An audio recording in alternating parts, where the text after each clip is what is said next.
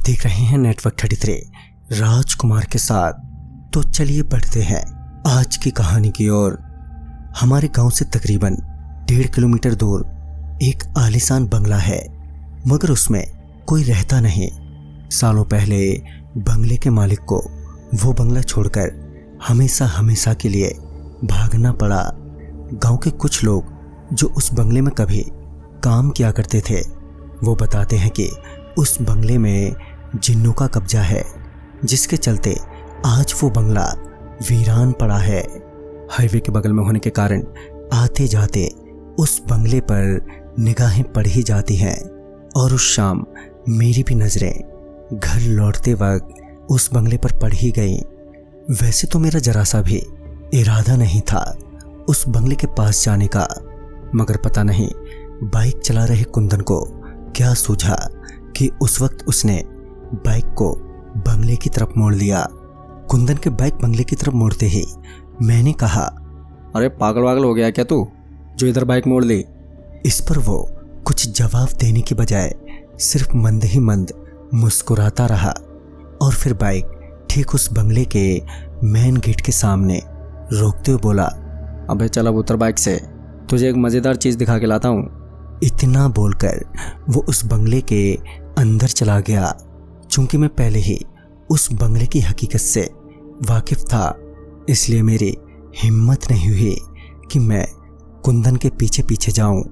मैं वहीं बंगले के बाहर खड़ा अपने दोस्त को आवाज देते हुए उसे वापस घर जाने के लिए कहे जा रहा था कि तभी उस बंगले के अंदर से चीजों की गिरने की और फेंकने की आवाजें आने लगी।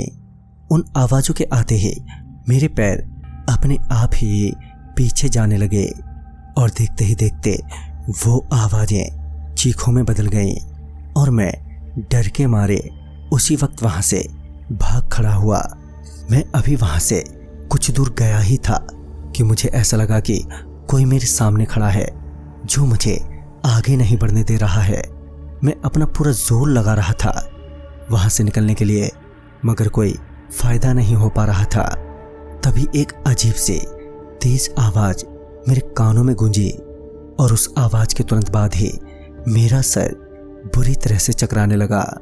अब मुझे हर चीज गोल गोल घूमती हुई नजर आने लगी थी, जिस वजह से मैं वहीं जमीन पर लेट गया और किसी तरह अपने आप को घसीटते हुए हाईवे की तरफ बढ़ता रहा। फिर जब मैं हाईवे के करीब पहुंचा तो वहां से गुजर रही राधे बस ट्रांसपोर्ट के बस ड्राइवर की नज़र मेरे पर पड़ी और उसने मुझे वहां से उठाया और सीधे नज़दीकी अस्पताल ले गया। मैं कुछ दिनों तक तो अस्पताल में बेहोशी की हालत में ही रहा। फिर जब मुझे होश आया तो मेरे घर वाले मेरे सामने थे। बाद में पता चला कि कुंदन की लाश उसी बंगले के बाहर मिली और उसके पूरे बदन पर लिखा था, दोबारा भूलकर भी इस बंगले में मत आ जाना। पता नहीं उस रात कुंदन को क्या सूझी थी जो वो वहां से उस बंगले में चला गया। माना कि हम आज की जनरेशन है, मगर इसका मतलब ये कतई नहीं है कि हम बड़े बुजुर्गों की बातों को नज़रअंदाज कर दें। भले ही ऐसी बातों पर विश्वास करें या ना करें, मगर समझदारी हर जनरेशन को दिखानी चाहिए। उस हादसे के बाद गांव वालों को उस बंगले से और भी ज़्यादा डर लगने लगा, मगर कभी भी दोबारा ऐसी घटना अब तक नहीं घटी। मगर वो अजीब सी आवाज़ें आज भी उस बंगले से आती हैं। तो दोस्तों, इस कहानी में बस इतना ही। तब तक के लिए बाय एंड टेक केयर।